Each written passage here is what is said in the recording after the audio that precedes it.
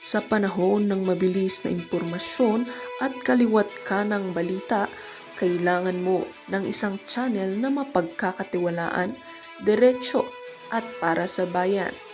Ito ang Balitang Pambansa, ang iyong bagong tahanan ng mainit na issue, tunay na impormasyon at mga balitang hindi mo dapat palampasin. Mula sa mga trending na kaganapan sa social media hanggang sa mga seryosong isyong pambansa. Bantay kami sa bawat sulok ng bansa para sa iyo. Hindi lang basta chismis, kundi validated news, mga impormasyon na may batayan at mga kwento ng tunay na buhay Pilipino. At kung gusto mong laging nauuna sa kaalaman, huwag kalimutang mag-like, mag-share at higit sa lahat, mag-subscribe. Dahil sa Balitang Pambansa, balita mo, boses mo, bayan natin ito.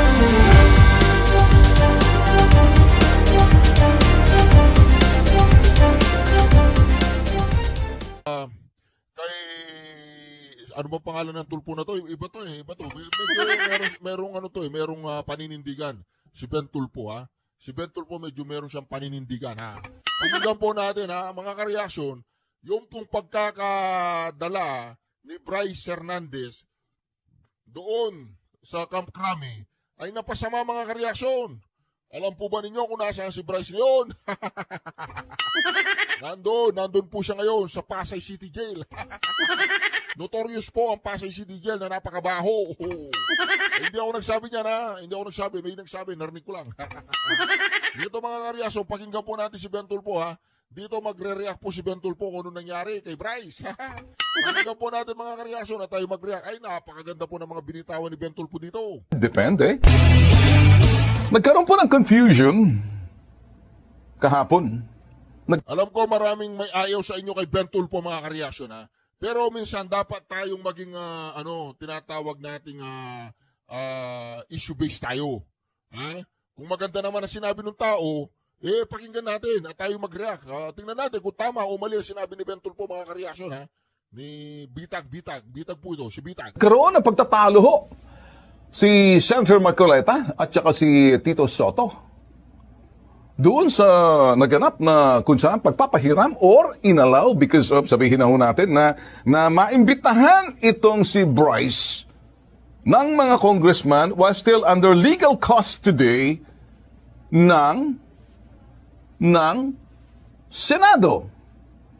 But if you look at that, during the time na si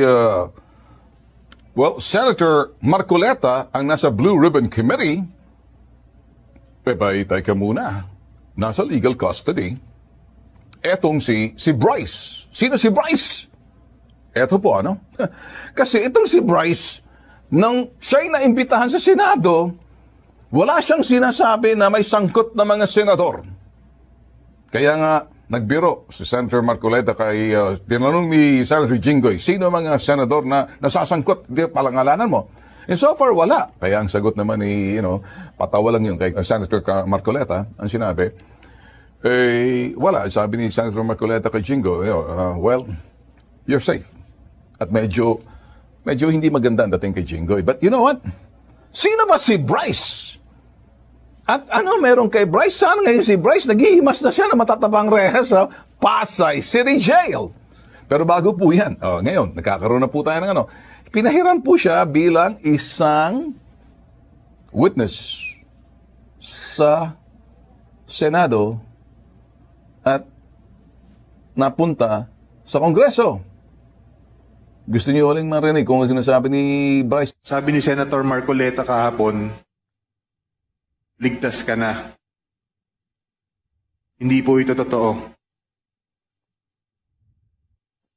Si Senator Jinggoy Ejercito Estrada, Senator Joel Villanueva, Yusek Robert Bernardo, at D. Alcantara. Si Senator Jinggoy po ay nagbaba ng 355 million ngayong 2025 sa mga ilang projects sa Bulacan. Ang sabi po ng boss ko dito ay 30% ang commitment dito. Yun po si Bryce. Si Bryce po ay talagang inimbitahan po siya ng Senate at nasa kustodiya po siya ng Senado sa Blue Ribbon Committee ni Senator Marcoleta. Sa anumang kadahilanan, nagkaroon ng change of leadership, naimbitahan siya out of parliamentary courtesy. Parliamentary courtesy. Naimbitahan po siya, inalaw po pag-iimbita sa kanya sa Kongreso. Ang pagdating sa Kongreso, yan po nangyari. Ang hindi maganda rito, bakit nung siya'y nasa Senado, wala siyang sinasabi. Pero nung siya'y nasa Kongreso, eto ang kanyang sinabi. Para magsalita po ako ng involved dito kung kanino po napupunta yon. Siyempre, tatakot din po ako sa buhay ko, sa pamilya ko. Kasi hindi naman po birong tao itong mga involved dito eh. As I've said, Engineer Bryce, you will be protected by this committee. You will be protected by this committee. Nasa Pasig City Jail na. Ano ba pangalan nito? Garbin ba to? Nasa Pasig City Jail na po. As long as you will say the truth. Pwede po bang wag nyo na ako ibalik sa Senate? May mga involved pong senador dito. At Hindi nga binalik sa Senado, kinulong doon sa tunay na kulungan. hindi ko po alam, magiging kapalarang ko. Pag binalik niyo ako doon. Magsalita ka muna, and this committee will assure you that you will be protected. Your Honor, parang mas kailangan ko po muna ng assurance niyo bago ako Napansin niyo? Mga bagay na hindi niya nasabi sa Senado, sinabi niya sa Kongreso. Yan pong ikinagalit ng ibang mga senador. At buong Senate sa nangyari. Tsaka hindi lang po yan mga kareaksyon, hindi lang yun ang kinagalit. Ang kinagalit nila, yung parang nagkaroon ng kapangyarihan itong si Bryce na manduan ang Kongreso, yung Kamara, yung Impracom. Nagkaroon parang siya ang makapangyarihan na ayaw ko bumalik doon, huwag niyong ibalik, magsasalita ako. Pag hindi niyo ako binalik, hindi ako magsasalita. Pag binalik niyo ako, hindi ako magsasalita. Ang gulo no? Ayaw po natin magkaroon ng brewing war between the Senate and Congress dahil lamang dito po sa mga tao. Kasi magiging mahabang storya po rito eh. Nagkaroon po ng pagtatalo kahapon ang mga senador.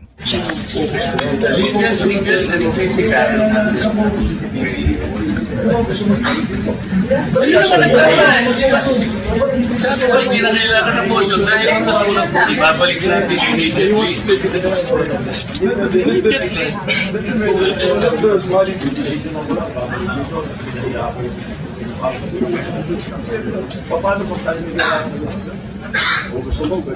Pupunta tayo mga kailangan sa kanila.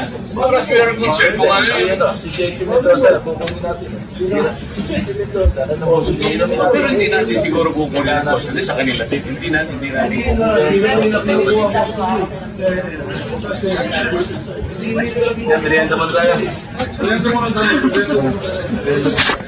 They're having an argument. Sana Kasi meron po ako na naririnig.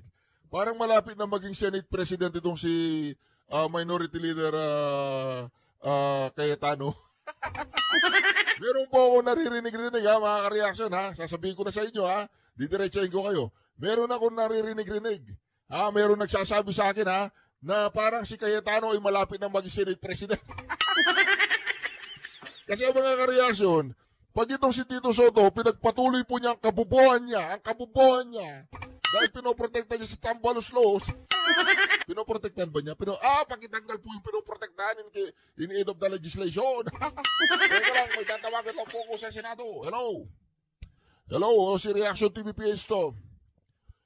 Sino to? Sino? Okay.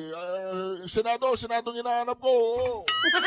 Hindi dyan, Senado. Wala niya. Ito yung natawagan ko, mga kareaksyon. Natawagan ko yung Bombay. Nagpapautang ng 5-6. Nangyari po, naging epekto po ng ito'y kanilang pagtatalo dahil po yung ginawa ni Bryce na parang nabalahura ang pangalan ng Senado na hindi pwedeng pagkatiwalaan ng Senado kasi hindi sila magsasalita na parang ang dating, wag mo akong, sabi ni Bryce, wag niyo po akong ibalik sa Senado kasi malalaking tao ang aking yung makakabangga. Hindi kaya na udyok itong si Bryce kung ano nga yung pinagsasabi kasi una, parang ano man ang tulak sa kanya. Ba't nagbanggit siya ng mga pangalan na dalawang senador na pinahiram ka lang doon pero bakit napunta ang investigasyon ng Senado, ng Kongreso na parang lumalabas yung mga bagay na hindi dapat i-reserve mo doon kasi masisira yung imahe ng Senado, particular ang Blue Ribbon Committee, whether Blue Ribbon Committee ni Marcoleta man yan or the last time that he was the chairman or sa bagong Blue Ribbon Committee chairmanship ni Ping Lacson. It's no longer kung sinong who, but the image. Yung sinasabing interparliamentary courtesy and respect. Parehong mga institusyon po yan. Anong nagtulak kay Bryce na magbanggit ng pangalan dalawang senador? Sa Kongreso mismo na hindi niya binanggit doon sa Senate Blue Ribbon. Ang nagtulak sa kanya ay yung kaklase niya. Yung kaklase niya na nagngangalang Ridon. Magkakareaksyon. Siguro nakita niya, classmate, tulungan mo ako, classmate. Tulungan mo ako. Oh, kinukulong nila ako sa Senado. Dito na lang ako sa Kamara, pwede ba? Sa Kongreso na lang ako. Sige na, sabihin ko lahat ng gusto mo sabihin. Sige. Oy, classmate Ridon, tulungan mo ako, classmate Ridon. Sabi ni Ridon, okay, tutulungan kita. Magkuda ka dyan, magsalita ka na magsalita. Oo. Sabihin mo, magsalita ka, senador, sino senador? Nagsalita yung tanga. Ngayon yung tanga nando sa Pasay City Jail. Ang baho, ang init, walang aircon. Kimirit, ayaw niya pang bumalik sa Senado. Tandaan niyo po, listen carefully. Under legal custody ng Senado si Bryce na out of parliamentary courtesy at bilang paggalang na rin sa kapwang institusyon na tulad ng Kongreso, inalaw ni Tito Soto, yung bagong Senate President. O, di ba? Parang hindi rin niya trip si Tito Soto. Ano? Alam po ba ninyo, ito, may nagre-ring na yung phone ko. Hello? Hi, ito yung ito po yung insider sa Senate. Hindi ko pwede sabihin kung anong pangalan. Anong balita dyan? Okay. Balita ko, malapit na palitan si Soto. Totoo ba yun? Totoo ba? Hindi siya tatagal. Bakit? Okay, halimbawa, ngayon may 9 na sila. Si Pia, Cayetano, 10 na sila. Kasi, di ba sabi mo sa akin si Alan Peter ang magiging Senate President? Di ba? Di ba sabi mo di kung si Pia Cayetano, 10 na sila. 3 na lang. So malamang sa malamang, pag naramdaman ni Lito Lapid na iba na naman yung majority, lilipat na naman yun. Dalawa na lang. Yung bilyar, hindi babaliktad yung bilyar? Babaliktad yung bilyar. Siyempre, si JBRC to. Parang si Lito Lapid din yun eh. Pinakauli siyang pumirma si JB. Sinugurado muna niya na mananalo yung si Tito. Nung nakakalap na sila ng 12, pang 13 siya. Yung bilyar, yung dalawa, pang 15 silang dalawa. Talagay ko, pati yung bilyar, sinigurado muna nila may 12, di ba? Tama? Ngayon, pag nararamdaman na, halimbawa, 10 na, si Pia Cayetano, 2 na lang. Halimbawa, si JB, 1 na lang. Di ba, si JB, 1 na lang. Nandiyan pa si yung talon-talon din na si Lito Lapid, no? Di ba? Kailan papalitan si Wala pa date. Okay, ba, ingat ha. Daan-daan ka, o baka mahuli ka dyan, kita dyan. Ikaw yung aking espiya. Spice boy, spice girl. Okay, bye. Wala akong kausap doon. Hindi, balita lang mga karyaso na hindi magtatagal itong si Tito. Dahil nakita nila kay Marcoleta, talagang pinaggigisan ni Marcoleta, walang nagawa si Tito. Ilipat doon sa Pasay City Jail. Doon po nagkaroon, kasi si Bryce, yung nagsalita, abay, nabalahura ang imahe ng Senate Blue Ribbon Committee, whether Senate Blue Ribbon Committee ng dating chairman na si Marcoleta or Senate Blue Ribbon Committee nitong bagong si Pampilo Lacson, dahil sabi niya ayaw ko nang bumalik sa Senado. Sino ang nag-udyok?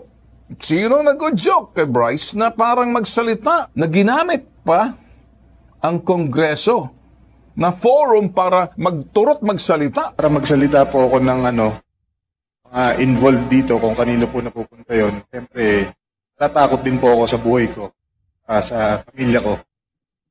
Kasi hindi naman po birong tao itong mga involved dito eh. As I said, Engineer Bryce, you will be protected by this committee as long as you will say the truth. Pwede po bang huwag nyo na ako ibalik sa Senate? May mga involved pong senador dito. At hindi ko po alam ang magiging kapalarang ko. Pag pinalik niyo ako doon. Bobo rin siya, bobo. Bakit? Akala niya, pag pinatawag siya ng Blue Ribbon Committee, ligtas na siya. Kahit dyan ka pa, pag pinatawag ka ng Blue Ribbon Committee, dadaling ka doon. Sa ayaw at sa gusto mo. Magsalita ka muna, and this committee will assure you that you will be protected. Your Honor, parang mas kailangan ko po muna ng assurance niyo bago ako magsalita. Magsalita ka muna. I can assure you, this committee... Naku, Diyos Mariosep, sigurado ka ba, Congressman Garbin? Sigurado ka sa sinasabi mo? Ikinabuisit yan ng buong Senado, ha? Ikinabuisit yan ng buong Senado. Ang mga senador, binoto po yan, Republic of the Philippines, buong bansa, Luzon, Visayas at Mindanao. Hindi ko sinasabi kayo sa Kongreso, hindi mahalaga, kasi binoto rin kayo ng tao doon sa mga distrito ninyo. Baka magalit na kayo dyan. Pero pag binalahuran at medyo kapwa ninyo mga mambabatas, give due courtesy and respect. Sino ba nag-iimbestiga? Do not try to preempt the investigation na gagawin ng sinasabing Senado at gusto nyong sabihin, pagdating sa mga kaso ng Senador, kami mag-iimbestiga. At sasabihin naman dito, pagdating sa kaso ng mga congressman, Senado mag-iimbestiga. Stop! Ano ang nagtulak doon kay Bryce para magsalita? Alam niyo bakit? Kasi ayaw niya daw bumalik. Doon na insulto yung bagong Senate Blue Ribbon Committee Chairman si Pampilo Lacson. Naggalit si Senator Marcoleta. Naggalit yung ibang mga senador. Kaya medyo nahirapan si Tito Soto, Senator Tito Soto, magpaliwanag doon sa kanyang mga kabaro na senador na bakit mo pinahiram nasa legal custody ng Senado itong si Bryce. Kaya sa nangyari, sige, parang ganun. O kung ganun na lang, we assure you, give you protection. Ito po ngayon, welcome to Pasay City Jail Resort. Panoorin. Kalma lakad lang.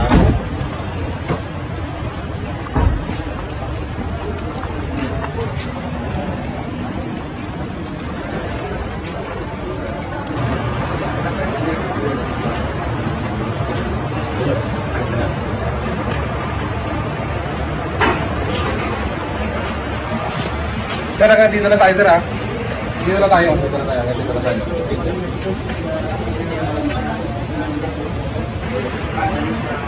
Hindi naman parang parusa, doon siya ilalagay muna, hindi na sa, PNP custody, doon sa Pasay City Jail, malapit sa Senado. Pangalawa, doon para neutral. Kasi baka sabihin ng doon. O ngayon, kumusta ka na? Good morning, Congressman Garbin. Pinasalita mo, inudyok mo, nagsalita. O ngayon, say mo. Naprotektahan mo? Naprotektahan mo ba? Ano kaya isama kita sa kanya? Para mag-enjoy kayong dalawa. Isama mo, Bitag, idol, isama mo no, isama mo niya si Garbin. Saka rin si Garin. Garbin tsaka si Garin, isama mo doon. Pabiro lang ang sinasabi ko, pero may kasamang pangungutya. Sarcasm yung ginagawa ko. Kasi hindi tama kung talagang gagamitin natin yung respeto sa bawat sinasabing institusyon, Congress and the Senate, you need to have mutual respect and pag sinasabing mutual respect to the institution that we are representing. Hindi po pwedeng, kaya nga may sinasabing interparliamentary courtesy. Pinahiram umano ni Senator Tito Soto, yung bagong Senate President ng Senado, etong si Bryce, sa kahilingan ng liderato ng Kongreso. Okay? Itong si Bryce. Nung napunta sa Kongreso, ayan, may nagsasabi kasi sa amin na ayokong paniwalaan, binulungan daw, sige magsalita ka, ganitong ganyan. Kasi syempre, nasa kustodiya siya ng Kongreso. Doon nagsalita at sinarapan naman tong si Bryce. Kala niya siguro mapoprotektahan niya.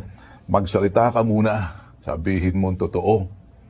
At baby, we can assure you, we give you protection na ang protection namin bibigay sa iyo, nasa loob ka ng Pasay City Jail. Yun bang ibig mo sabihin, Brian? Congressman Garbin, dapat sinabi mo, we can assure you that we can protect you, may bulletproof vest ka pa, sa loob ka ng Pasay City Jail. Maraming pomada at tayo'y magyugyugan. Magyuyugyugan ngayon dyan sa Pasay. Ikaw naman, Raulo. Pag sinasabi, nakaharap sa'yo, about face! Talikod.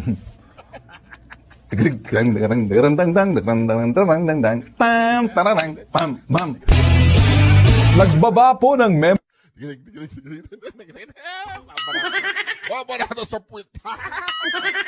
Sorry, nadulas po yung dila ko. memorandum si DPWH Secretary Vince Dizon sa kanyang ahensya. Alam niyo po ba kung anong kanyang binaba na ito'y memorandum? Ang kanyang utos, huwag daw po muna mag-uniforme, magsuot ng uniforme ng DPWH ang mga opisyal at empleyado ng kawane ng DPWH, Department of Public Works and Highways. Huwag daw po muna magsuot ng uniforme ang mga opisyal at mga empleyado. May patch po yan, makikita ninyo rito. Dahil sa matinding galit daw po ng publiko sa flood control. Kalalabas ng puto. Pero dapat din daw silang pumasok ng presentable. Huwag naman yun, akala mo pupunta kayo sa beach. Tapos ang inyong mga puruntong, yung garter ng yung puruntong, parang bacon na halos nahuhulog na. Dagdagan pa natin yung inyong mga brief. Mayayaman naman kayo, pero mukhang malutong na. Parang bacon, pinaritong bacon. Tatatawa si Raul, ha? Pero dapat din daw talagang pumasok kayo ng presentable. Bagamat naintindihan daw ni Secretary Vince na okay lang pumasok ng wag mag-uniforme kasi medyo mainit ngayon ang taong bayan. Marami raw kasing galit sa DPWH. Hindi po natin masisisi. Baka mapag-initan po sila. May karapatan po kayong magalit. May karapatan po kayong sabihin yung galit sa nakikita po ninyong mga kaganapan, lalo-lalo na dito sa mga, sa bansa po natin. Pero wag po tayo gumamit ng dahas. Lalo-lalo, saktan po natin yung mga taga-DPWH. Although, alam niyo naman kasi, hindi namin kayo mapipigilan. Pero bawal po yan, against the law.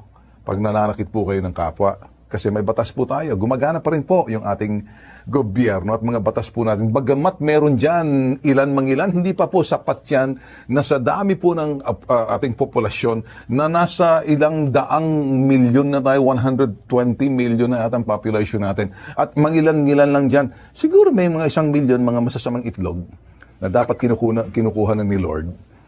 Pero nandyan pa rin. Pero hindi sila makukuha kasi ang mundong ito talagang ginawa, may masama at may matitino. Di ba? May maitim at maitim na may maputing tupa at maitim na tupa. Wala namang maitim na tupa eh. Kambing yun. Kambing may sungay eh. This is Bitag Live.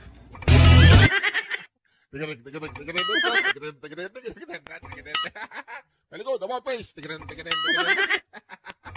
Hoy, Bryce, sumanda ka. Marami kang palaman dyan. Marami pumada. Walang yan ka, Bryce. Request ka pa kasi. Anong nangyari sa'yo, di ba? Ay, naku, mga kariyasi. Sinasabi natin eh. Kala ni Bryce, matalo na siya. Di ba?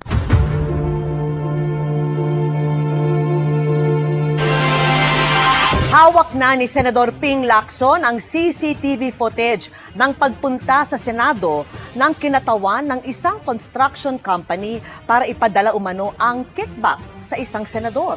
Nako, halimbawa po may katotohanan itong sinasabi ni Ping.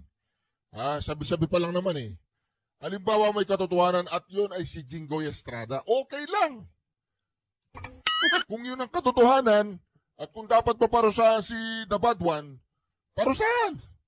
Pero kailangan, Ping, kailangan malinaw yan ha.